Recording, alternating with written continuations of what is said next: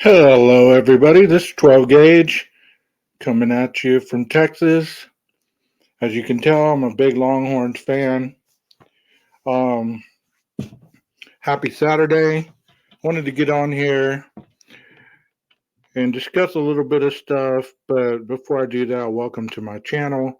If this is your first time here, thank you for stopping by. Be sure to hit a like or give me a comment. If anything I say is incorrect or you know the correct way to discuss this, hit me up. Let me know because I'm not going to say I don't know everything. I'm just going to say that sometimes different people are able to vocalize information in a better way. And speaking of that, nothing I say here is based on conspiracy or can be debunked by other people stating certain things that I stole information from another channel or anything like that. Because I'm trying to be original, I'm trying to place my own stuff on here, and I hope you're enjoying it. And those of you who have commented on other videos, have viewed, liked, thank you so much for that. It's really appreciated. It keeps me going and keeps me motivated that there are some people in this world that enjoy what I'm doing. Without further ado, let's get on with it. Last night I did a video called 400 Witnesses Part 1 where we talked about the difference between interviewing and interrogation. Well, today I'd like to continue that with different theories and hypotheses to maybe help you understand a little more about the interview and interrogation process and how it could eventually lead into the Idaho 4 case, which I am talking about. So here we go.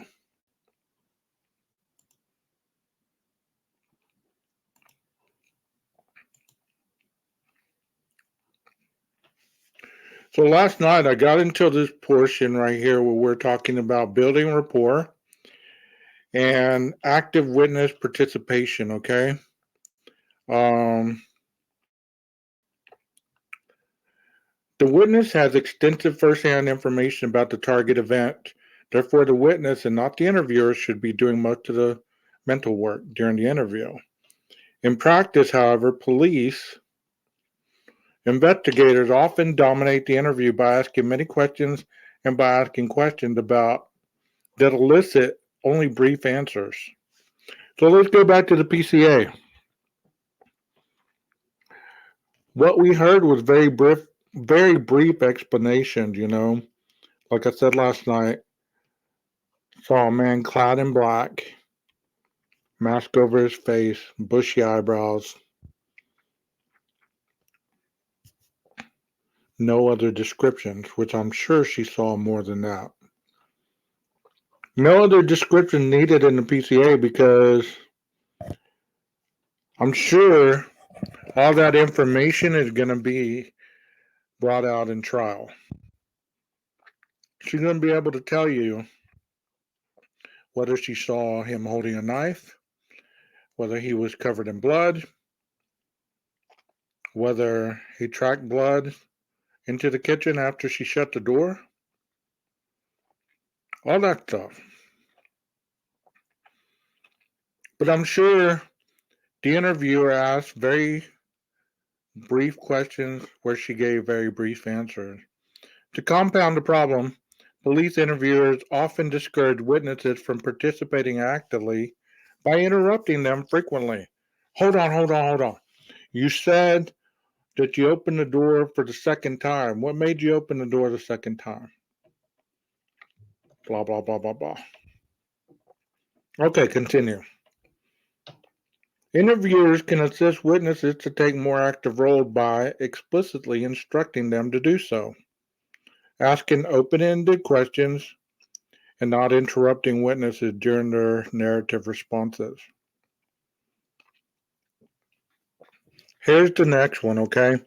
It says memory and cognition. Both the witness and the interviewer are engaged in demanding cognitive tasks. The witness is attempting to recall and describe in detail a complex event. The interviewer is listening to and noting the witness's response and generating and testing hypotheses about the crime. Because these tasks are demanding, the witness and the interviewer's cognitive resources must be used effectively. What that basically says is you need some time to get your information together. The witness, if they're minutes away from discovering a body, do you think this is the best time to interview them?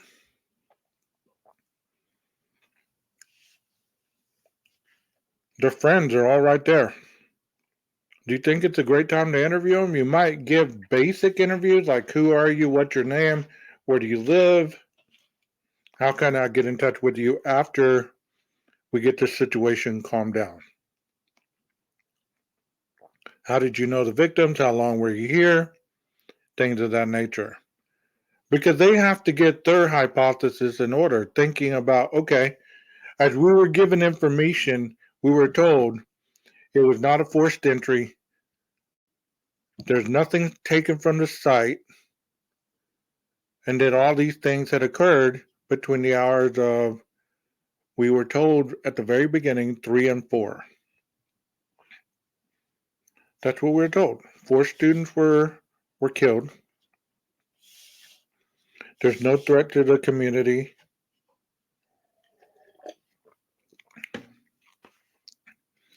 My red Solo cup. Because they believe it was a targeted attack. So that's the hypothesis that they generated, okay? So the theory continued to be generated by these interviews.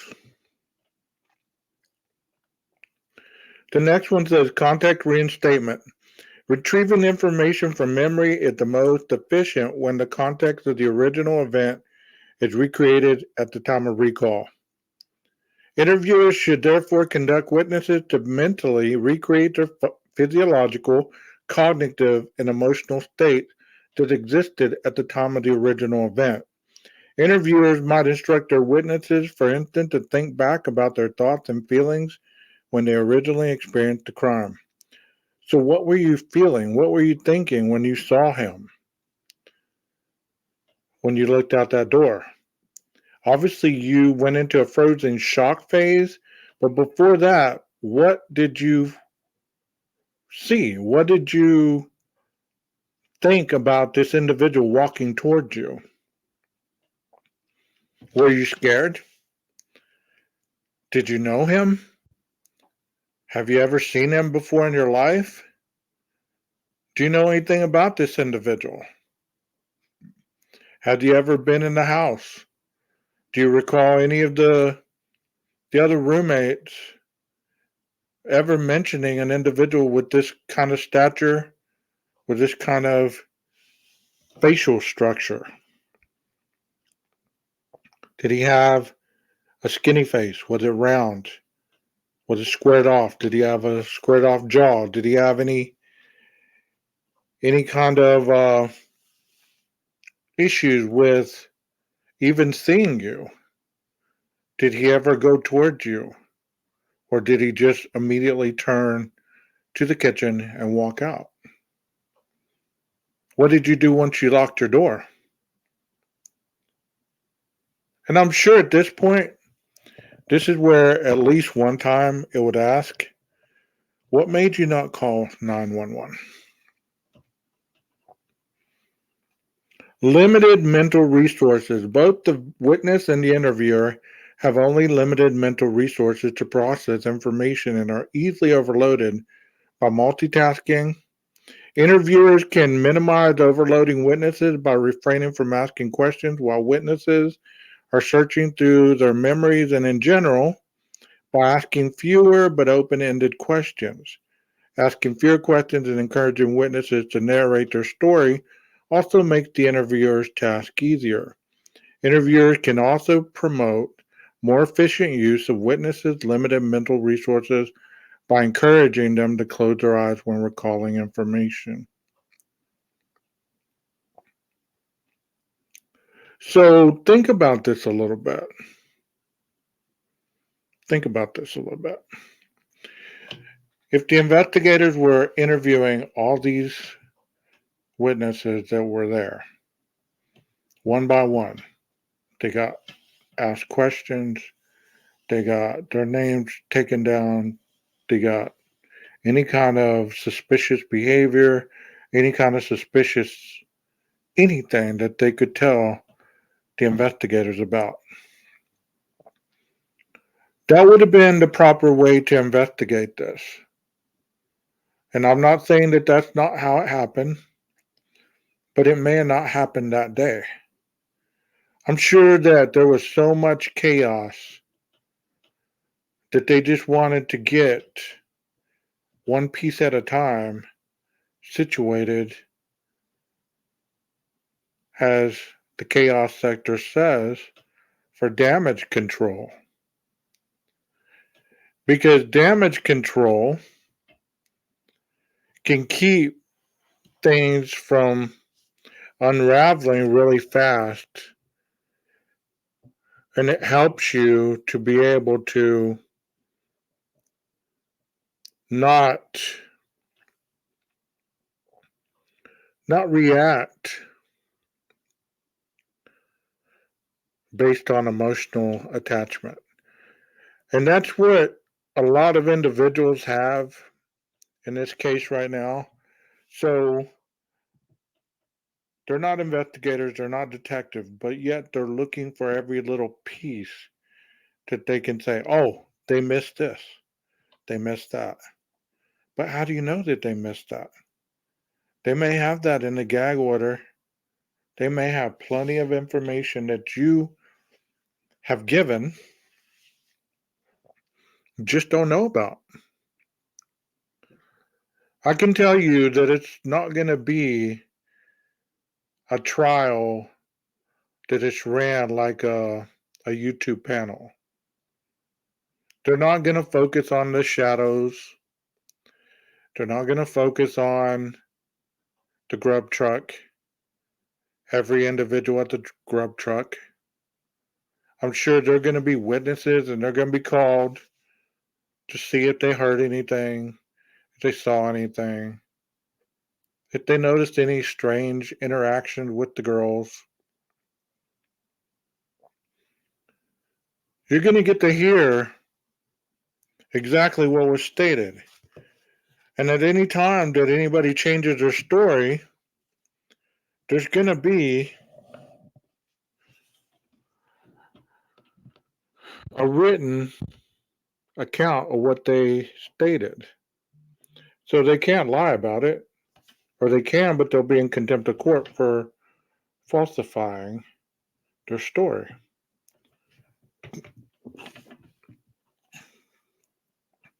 Forensic psychology and context. The thoughts about the crime will vary over the course of the interview, sometimes drawing on one mental image of the crime, the perpetrator, as we were talking about potentially Mr. Koberger, and at other times drawing another mental image, the gateway or the getaway car. This could be the white Elantra. You know, nobody stated this, and if they have, I've never heard it, so I'm not disclaiming anybody's statements. But maybe Dylan did see him get in his car.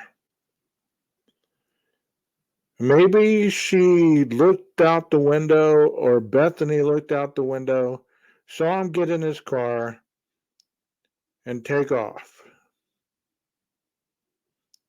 Maybe that's where they got the white Elantra so quickly. Interviewers should be sensitive to the witness' currently active mental image and ask questions related only to that image. Asking questions that are not compatible with the witness' current image will yield less informative answers. I was listening to Unfiltered Lucky. I'm giving him a shout out because I believe he has some good information. But he said something last night on his video where he discussed the white Elantra that was found wrecked in Eugene, Oregon, 8 hours away from Moscow. And instantly, bam, I heard 8 hours. Could that have been the reason why? Here's a speculation here. Could that have been the reason why it took 8 hours to call the police? To get that car an 8 hour head start to get to Eugene, Oregon? To dump it off, hide it out, whatever it might have been used for? I thought that was ironic. But there's no information to confirm that speculation, so therefore I'm not going to stick with it. But it was interesting to think about. Multiple and varied retrieval. The more often witnesses search through their memories about the crime, the more new details will recall. Interviewers can make use of this principle by asking the witness to describe the critical event several times within the interview. In interviewing the witness on two or more occasions, if witnesses attempt to recall the target event repeatedly, they should be directed to think about the event in various ways, since different retrieval probes may activate different aspects of a complex event. For instance, a witness might initially be asked to describe what he or she saw, and then to describe what he or she heard or felt. This is what a lot of people do now. So, this is something you don't want your witness to do when you're interviewing them. You don't want them to minimize facts and you don't want them to guess. Witnesses will recall more accurately if they refrain from guessing. Therefore, interviewers should be explicitly instruct witnesses not to guess, but preferably to indicate that they don't know. Furthermore, interviewers should not apply social pressure on witnesses or otherwise encourage them to answer questions if they are uncertain.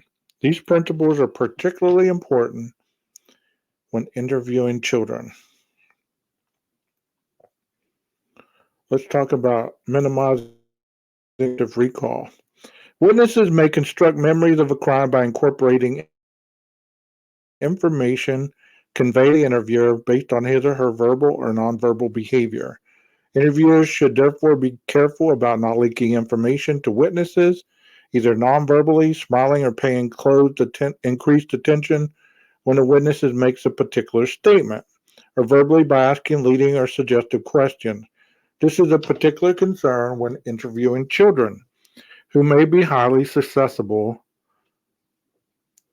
So think about that a little bit. Whenever someone is interviewing somebody about a crime, you don't want to put out suggestive stuff out there like you said earlier that he drove in a white Cadillac. So were the seats red? Was the engine loud? Because most white Cadillacs have very flashy interiors.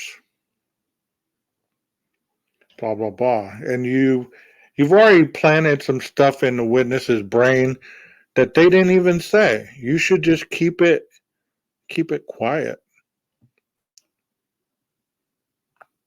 Okay, let's continue on.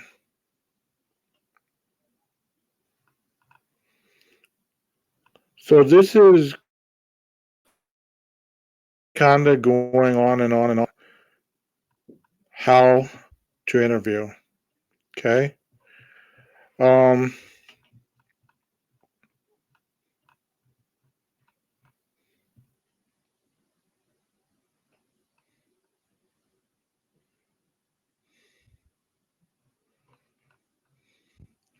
so basically, when it comes to an interview or an interrogation, an individual needs to understand their place in this scenario. As we said, we can build rapport. we can gain understanding. Okay, I want to talk about FBI interrogation because I'm pretty certain that the FBI did interrogate Dylan, did interrogate Bethany, and did interrogate eventually Mr. Koberger and some of the witnesses that have been presumed to be in the 400 range. So let's go ahead and watch this short little video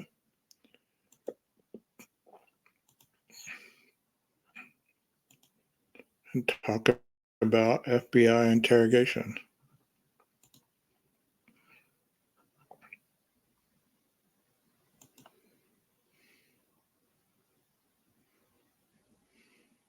Investigating financial crimes. With such a broad range of responsibilities, it's only natural that FBI agents are going to come across a wide variety of suspects, and this makes FBI interrogators some of the most skilled in the world.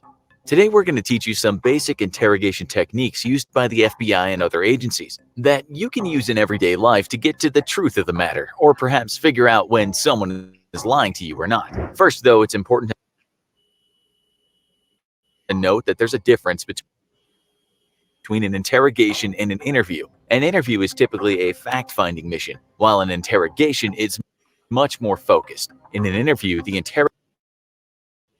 Okay, I did go over this at the very beginning, and I went over it in last night's video if you didn't catch it. interrogator is typically not fully aware of most of the elements of a crime and is seeking more general information about the events that took place. Interviews are commonly undertaken with witnesses, though sometimes suspects can be interviewed as well. And based off information gleaned, an interview can later turn into a full-blown interrogation.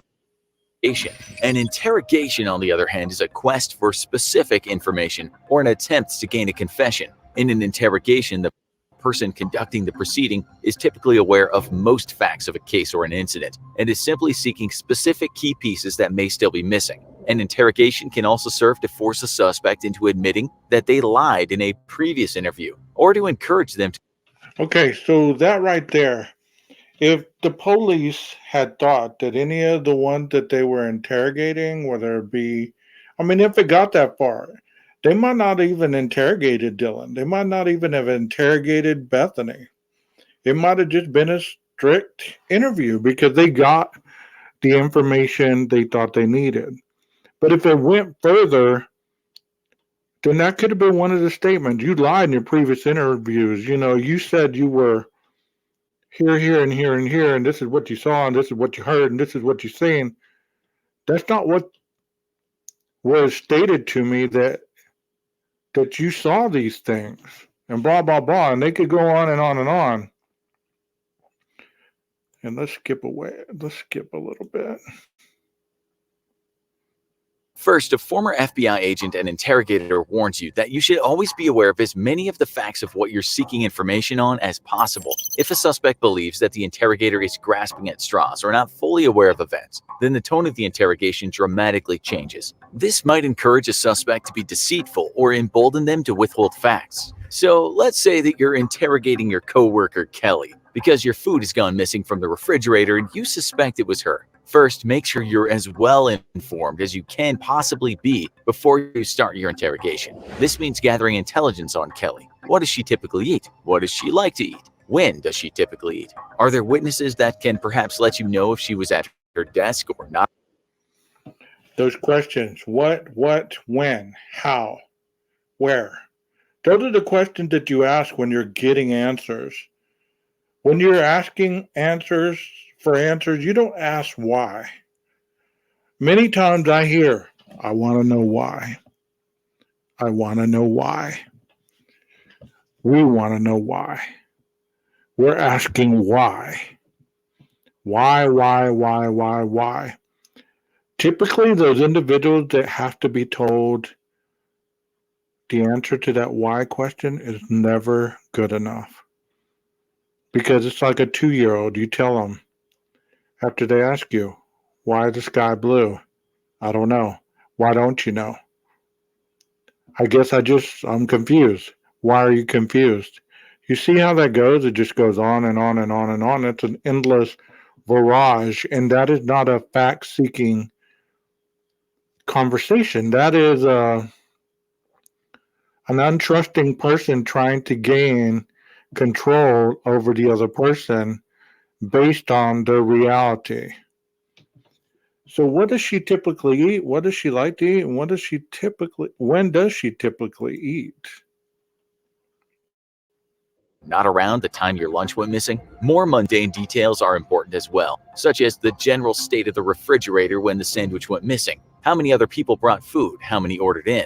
Basically, the more facts you're aware of, the better. When most people are confronted in a situation where their interrogator is obviously well informed, it can act as an intimidating force, making them feel that deceitfulness will not work on you. Also, the more obviously well informed you are, the more the suspect will realize that you're willing to sit down for an extensive discussion. And that might make them feel like it would just be better to give up the goods early. You've probably seen cop shows on TV when the investigator will lay out a cunning trap for a suspect they're sure committed a crime. Typically, the detective will lie about evidence they possess, making the suspect fear that he's about to be discovered and might as well give himself or herself up. While there are some instances where lying is allowed for police interrogators, it's not recommended that you do so.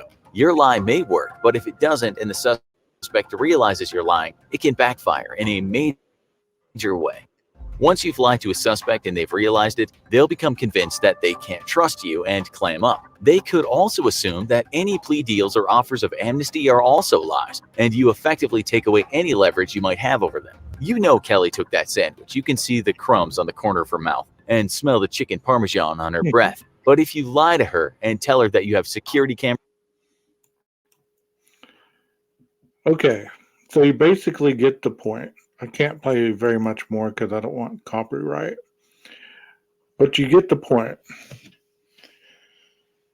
When you're, and this is when the defense attorney is going to do this interviewing, she's not going to sit down with all 400 people by herself. She has a team, I'm sure, of investigators, and they're going to try to interview and they're going to try to get to the facts, and they're going to see who is key and they're remembering things. One of the issues they're going to have to face, though, is time. It has been so much time now that the situation happened in November 13th of 2022. We are now in 2024. That's a lot of time to sleep, to eat, to have life happen, to have issues go on in your own life. And now you're having to recall information that you told once.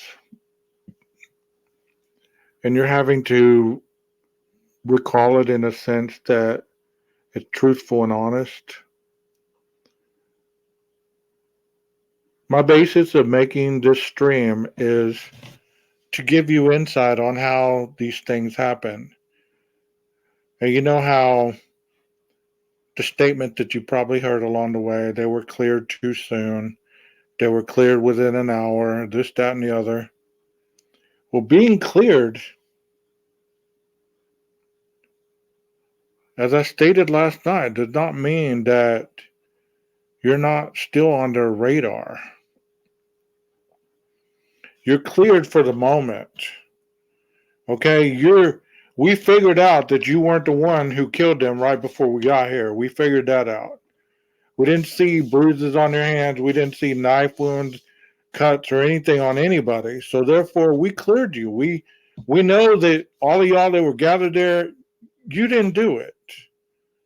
But we're still going to keep you on our radar because we need to figure out how much more involvement you had. You were in the house. What did you hear? Did you notice any strange noises? What was your recollection of Kaylee sounding like she was playing with her dog? How did that usually sound? When somebody said someone's here and you thought it was Kaylee, what made you think that? How can you discern her voice from Maddie's or Xana's, or even Bethany's? How can you discern that? Were there any other people in the house that you know of?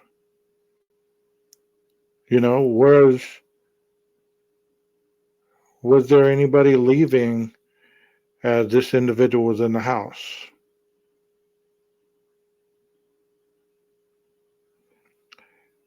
It would be tremendous to be that focal point of that witness that saw the perpetrator, because you're going to get grilled from every direction from every law enforcement professional under the jurisdiction of investigation of this crime. And you're not going to be able to lie to them like many people state that these 18, 19, 20-year-olds are able to lie to seasoned officers and get away with things. And another thing that I must remind you of, do you really believe that for the prosecution to be seeking the death penalty, that any judge would sign off on that if there wasn't significant enough evidence to provide the possibility that this perpetrator did it? There's so much that we don't know. Or maybe the PCA is all we need to know. Because probable cause is probable cause. There was enough probable cause in that PCA for an arrest warrant to be signed and delivered and executed, which it was. Now the trial is going to lean towards reasonable doubt that he did not do this, or full accuracy that he did. This is how he did it. This is what he did. It's not going to be he could have done this, he could have done that. Circumstantial evidence is huge in this, but I'm sure they have more scientific evidence that's not going to make it sound like they're just guessing, or they're throwing their best hypothesis in the mix. Because you don't want to sound like an idiot. You don't want to sound like I'm not going to say YouTuber, I almost did, but you don't want to sound like somebody who is just guessing. He parachuted in, shaved the dog, threw him back in Kaylee's room, went in there, grabbed Kaylee first, threw her down, knocked her out, killed Maddie. Kaylee woke up. She started fighting. He killed her. She slumped over in the corner. He heard somebody's here from whoever. He runs down the stairs. He runs into Xana. He tackles her, throws her on the ground, hits her in the head, knocks her out.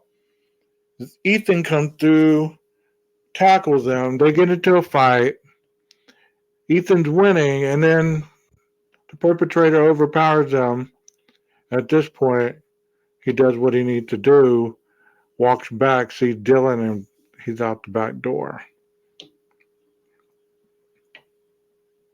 while tucking in his parachute. See how silly that sounds? But you know what? It is what it is, yo. It is what it is. I'm not going to call these creators out because I really don't care what their belief is. That's not my belief. So I don't want to get into the mix with all these people. I don't. I present facts, not dramatized, fictional, cartoonish drama. I hope that you enjoyed what I presented today. This is the second part, and I'll be finishing up the third part sometime this weekend or early next week. Until I see you again, Please let people know about my channel. Turn them on to the non-traditional stream of information about this case and other cases. Because even though I'm talking about the Idaho 4, this goes with any case that's coming up, any case that's happened, cold, any of that stuff, because it lets you know exactly how true crime works. It's not speculation based on what you're told and passive information from person to person that isn't true. So, gonna go eat me some chicken wings. Hope you guys have a awesome Saturday. Take care of yourselves and understand that even if your theory is right or even if it's wrong, does it really matter? Does it really matter? Does it matter if I'm right or wrong? No, it doesn't. I'm humble enough to know that I'm just a very small pawn in the greater scheme of things. Hope this didn't go too long. Let me hear from you. Peace.